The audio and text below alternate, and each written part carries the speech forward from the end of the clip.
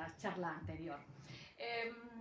También, sino por ese uso que hacemos de ella y por el exceso de información, ¿no?, que nos estamos encontrando y que afortunadamente a veces, por todos, la tecnología como la inteligencia artificial tiene mucho que aportar. Aquí nos estamos centrando prácticamente en la inteligencia generativa, en el ChatGPT. Casi todo lo que se ha hablado hasta ahora es de ChatGPT, pero la inteligencia artificial traspasa sectores. Un sector muy importante en el que se están haciendo grandes logros con inteligencia artificial es en el sanitario. Y es algo que nos afecta a todos y a todas, ¿no?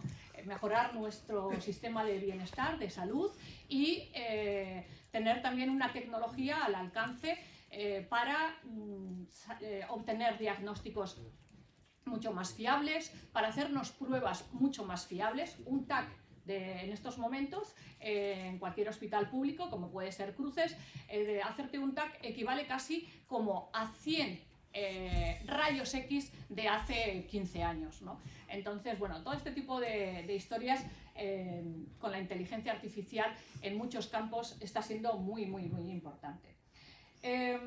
Las tecnologías de la información y de la comunicación pues son también un desafío, ¿no?, pero también una oportunidad.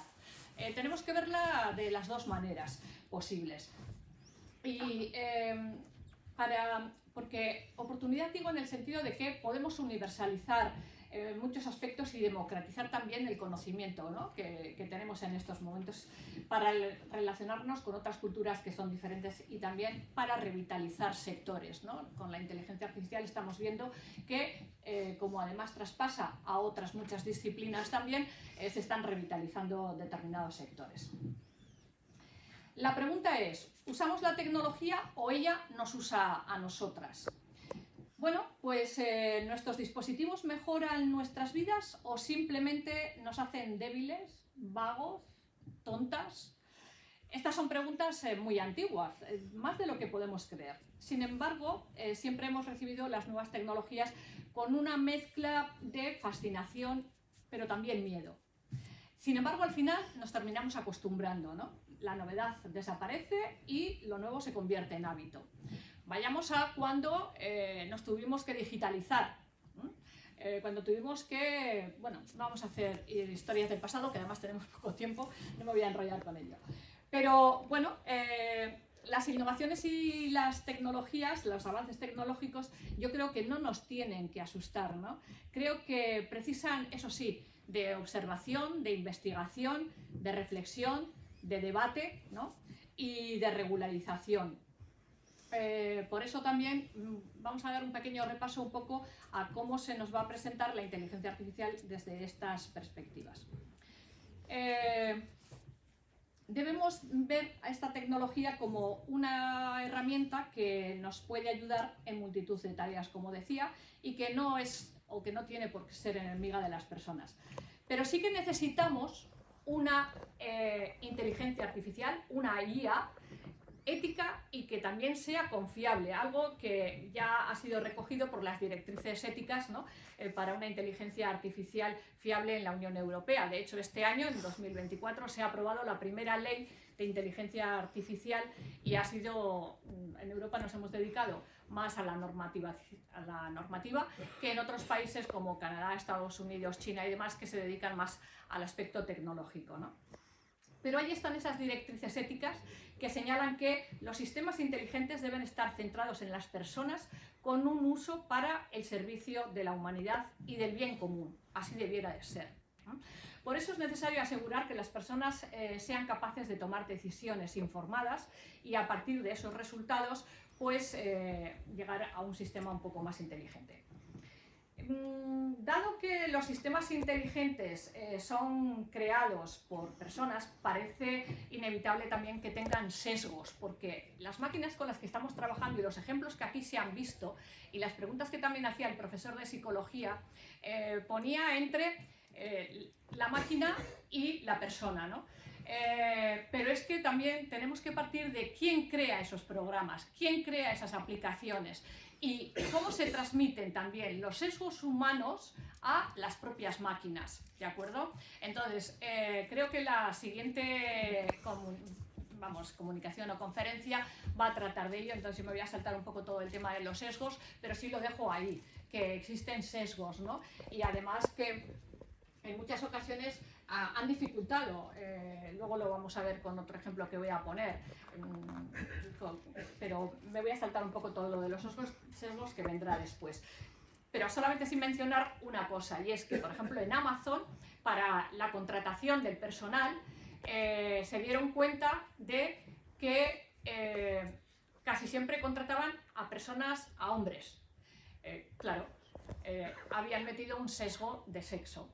Entonces tuvieron que volver a hacer la aplicación para que no hubiera ese tipo de sesgos. O por ejemplo Google. Google al principio con una aplicación para el reconocimiento de imagen lo que notó y observó era que un termómetro clínico cogido por una persona de color lo calificaba o lo reconocía como pistola. Un grave error. Y bueno, hay muchos errores dentro también de la inteligencia artificial con muchos sesgos. Por ejemplo, se ha hablado anteriormente los programas de reconocimiento y de antiplagio, pero es que en los antiplagios, el Turnitin, si ponemos la palabra introducción en el primer epígrafe de un artículo, nos está diciendo palabra plagiada. Si ponemos nuestro DOI, que es nuestro identificador personal y académico, pues dice que nos estamos plagiando a nosotros mismos. Es decir, todavía hay muchísimo que mejorar con la inteligencia artificial y con las máquinas y sobre todo con el entrenamiento que hacemos a esas máquinas. Y eso es muy importante. Vale, yo quiero recoger aquí porque, bueno, la inteligencia artificial ha estado funcionando ya desde hace muchos años, pero a otros niveles, ahora exponencialmente ha entrado mucho más en nuestros hogares, en nuestra academia, en nuestro trabajo, ¿no? Pero sin embargo ya hace años que había temas que se trabajaban con inteligencia artificial. Pero precisamente este año se ha dado el Premio Nobel de Física a dos personas que se les puede considerar como los padres de la inteligencia artificial, y han sido John Hopfield y Geoffrey Hinton. Pero yo me voy a quedar, bueno, el de física, que ha sido el de John Hopfield, es un profesor de la Universidad de Princeton, y Geoffrey Hinton pertenece a la Universidad de Toronto, ¿vale? Los dos han creado de una manera bastante común el avance para lo que entendemos como el aprendizaje automático con redes neuronales. Y aquí hay algo que dice, no lo digo yo, lo dice Hinton, el canadiense, ha expresado cuando estaba trabajando con este proyecto por el que ha recibido el premio Nobel. Voy a leer exactamente lo que decía porque dice, dijo sentirse asustado por el ritmo del desarrollo de la IA y se unió a la creciente multitud de voces que piden una regularización más proactiva. Tras recibir el premio Nobel, Hinton ha asegurado que la IA será como la revolución industrial, pero en lugar de nuestras capacidades físicas va a superar a nuestras capacidades intelectuales también. Ha señalado que aún le preocupa que las consecuencias de su trabajo puedan ser sistemas más inteligentes que nosotros que acaben tomando el control. Bueno, lo he querido recoger porque se trata pues, del premio Nobel. No sabemos si será así o no será así, pero él ha puesto esta cuestión sobre la mesa. Entonces, vamos a partir un poco y a dar unas pinceladas de cómo se está regulando la IA a nivel internacional, ¿no? Pero de una manera muy rápida para llegar a lo que luego quiero llegar. Bueno, hemos dicho que en Europa el año pasado, en el 2020, o sea, este año, en el 2024, ya casi como estamos terminando de explicar, casi pensando en el 25, ha sido cuando se ha aprobado la ley, ¿verdad? La ley que regula la IA en Europa. Y se va a poner en funcionamiento en el 2025. ¿Pero qué pasa en otros países? Por ejemplo, en Estados Unidos. Bueno, pues en Estados Unidos no tienen una ley, una normativa. Normativas solamente tenemos nosotros y los canadienses, que la han creado en una parte en concreto. Pero Estados Unidos está trabajando con estándares que les dan una cierta seguridad, ¿no? Para desarrollar esa legislación específica.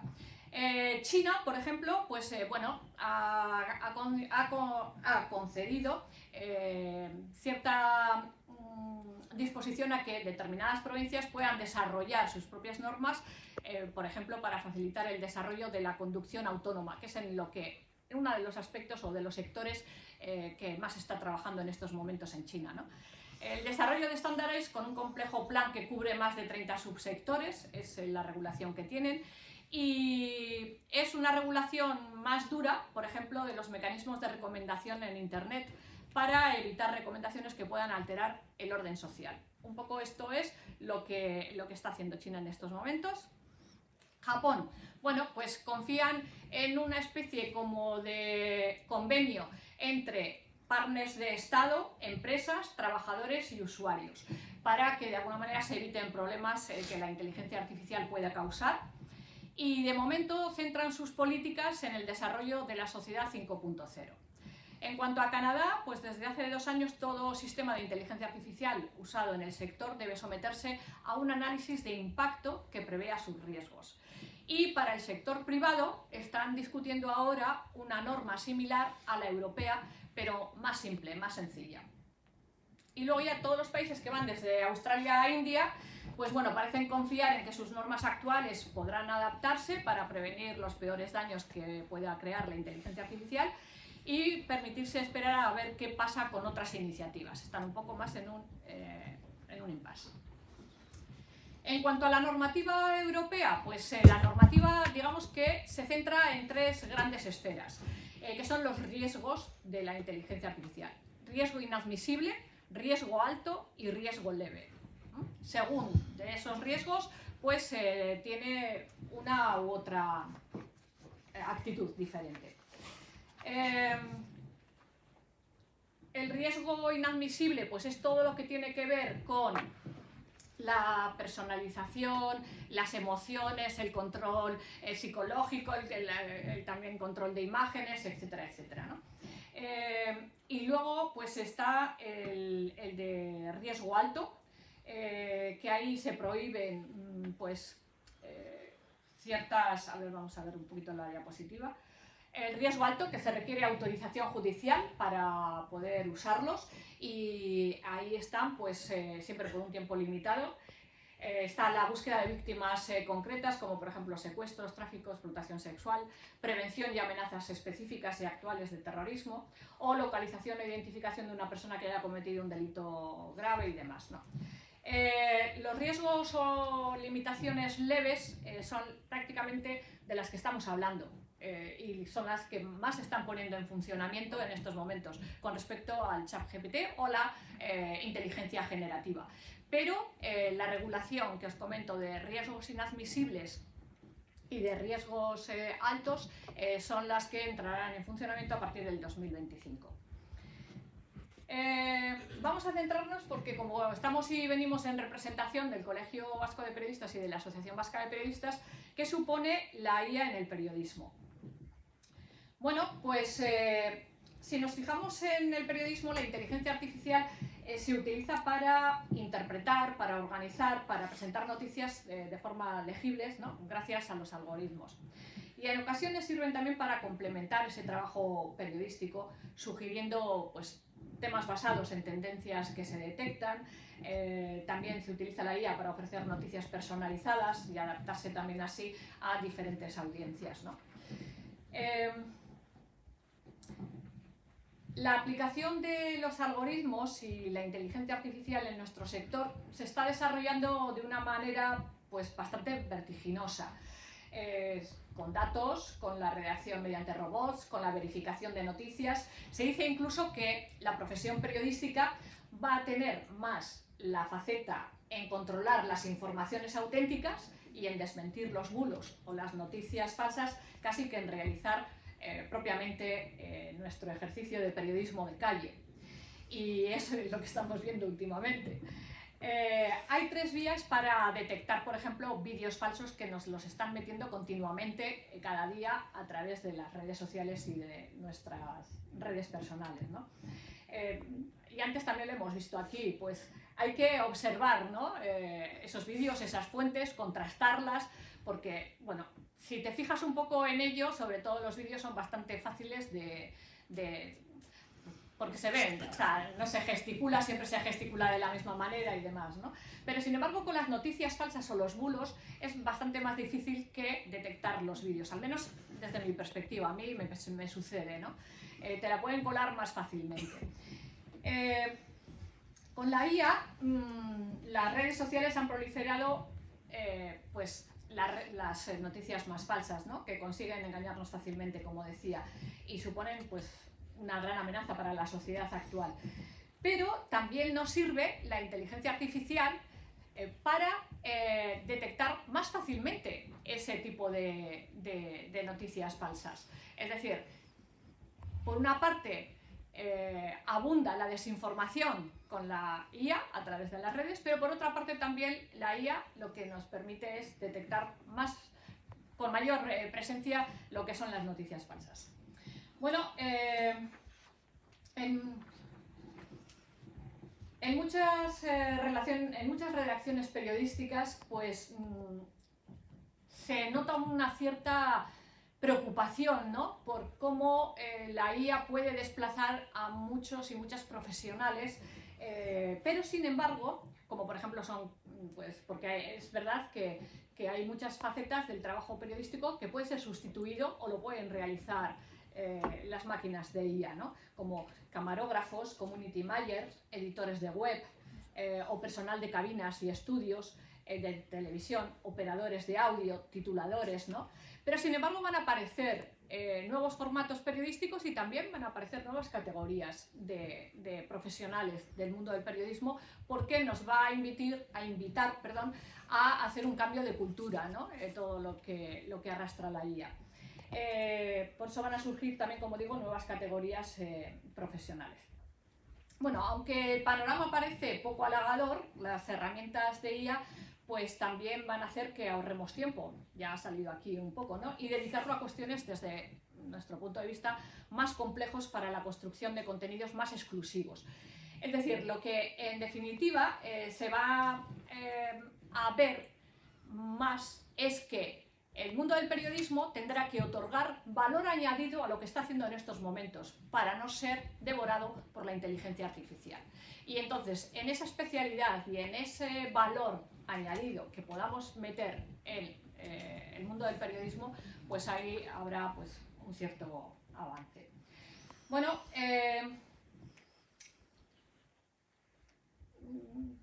sí. También aquí ya se ha hablado y no voy a incidir sobre la reflexión ética, que nos tenemos que quedar no solamente con ese enfoque tecnológico que nos produce o que nos facilita la IA, sino con la reflexión ética. Y queremos también traer aquí un poco pues, ese aspecto de que necesitamos un periodismo más crítico y más social, ¿no? Que tiene que seguir demostrando su función social, que es la de proporcionar a la ciudadanía la información que necesita para ser libre y para gobernarse a sí misma, y luchar con la posverdad, que es la manipulación de creencias y emociones que están influyendo de una manera masiva en la opinión pública. Con esta diapositiva quiero recoger que vivimos en una sociedad de desórdenes comunicativos, que por una parte está la inteligencia artificial, pero también tenemos que poner ese componente de inteligencia humana y sobre todo pues, en nuestra profesión, en el mundo del periodismo, pues buscar siempre el contraste, las referencias y profundizar, ¿no? en las informaciones. ¿Cuál es el papel del periodismo en la sociedad actual? Pues lo digo de dos maneras: reafirmar su función. Un buen periodismo tiene que seguir desarrollando ese olfato periodístico para que la humanidad avance, y utilizaremos la IA siempre con un sentido ético y confiable. Y en cuanto al futuro, pues no nos podemos oponer a la IA, pero sí debemos de tener el compromiso de establecer el mejor desarrollo social y, en nuestro caso, velar por un periodismo honesto y de calidad. Y me quedo también con una frase de Geoffrey Hinton, que dice que cada neurona individual no hace gran cosa. La magia reside en el patrón y la fuerza de las conexiones entre ellas. Nuestra misión es compartir el conocimiento y enriquecer el debate. en nuestra sociedad tenemos temas importantes que debemos trabajar y mejorar, tales como el cambio climático, la calidad de la democracia, la igualdad o la gestión del agua. Pues por todo esto, eskerrik asko, muchísimas gracias, y ahora le voy a ceder la palabra a mi compañera Amaia Goicoechea, que va a poner también cierto énfasis en lo que acabamos un poco de presentar. Voy a comenzar con resaltar o subrayar que frente al contexto de tanta incertidumbre y tanto caos como el actual, ¿no?, tenemos que emprender